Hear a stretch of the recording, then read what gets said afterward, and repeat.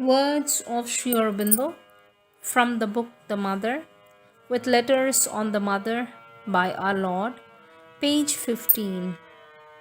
If you want to be a true doer of divine works, your first aim must be to be totally free from all desire and self regarding ego. All your life must be an offering and sacrifice to the Supreme. Your only object in action shall be to serve, to receive, to fulfill, to become a manifesting instrument of the divine Shakti in her works. You must grow in the divine consciousness till there is no difference between your will and hers, no motive except her impulsion in you, no action that is not her conscious action in you and through you. Until you're capable of this complete dynamic identification, you have to regard yourself as a soul and body created for her service, one who does all for her sake. Even if the idea of the separate worker is strong in you and you feel that it is you who do the act and yet must be done for her. All stress of egoistic choice, all hankering after personal profit, all stipulation of self regarding desire must be extirpated from the nature. There must be no demand for fruit, no seeking for reward. The only fruit for you is the pleasure of the Divine Mother and the fulfillment of her work. Your only reward, a constant progression in divine consciousness and calm and strength and bliss. The joy of service and the joy of inner growth through works is the sufficient recompense of the selfless worker. But a time will come when you feel more and more that you are the instrument and not the worker. For first, by the force of your devotion, your contact with the Divine Mother will become so intimate that at all times you will have only to concentrate and to put everything into her hands, to have her present guidance, her direct command or impulse, the sure indication of the being to be done and the way to do it and the result. And afterwards, you will realize that the divine Shakti not only inspires and guides, but initiates and carries out your works. All your movements are originated by her.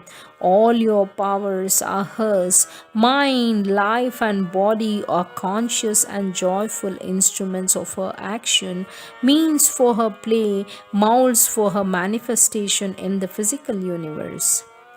There can be no more happy condition than this union and dependence. For this step carries you back beyond the borderline from the life of stress and suffering in the ignorance into the truth of your spiritual being, into its deep peace and intense ananda. While this transformation is being done, it is more than ever necessary to keep yourself free from all taint of perversions of the ego. Let no demand or insistence creep in to stain the purity of the self giving and the sacrifice. There must be no attachment to the work or the result, no laying down of conditions, no claim to possess the power that should possess you, no pride of the instrument, no vanity or arrogance. Nothing in the mind or in the vital or physical parts should be suffered to distort to its own use or seize for its own personal and separate satisfaction the greatness of the forces that are acting through you.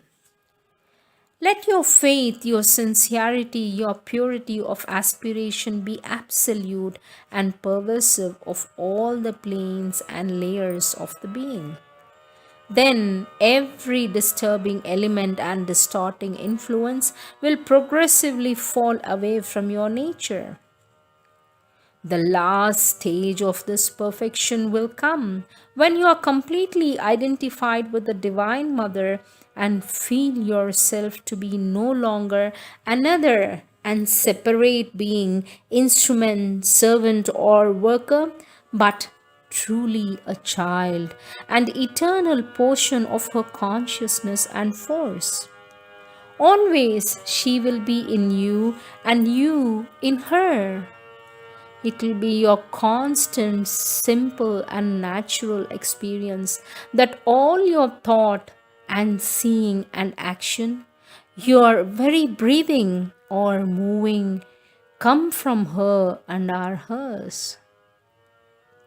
You will know and see and feel that you are a person and power formed by her out of herself, put out from her for the play, and yet always safe in her, being of her being, consciousness of her consciousness, force of her force, Ananda of her Ananda. When this condition is entire and her supramental energies can freely move you, then you will be the perfect in divine works.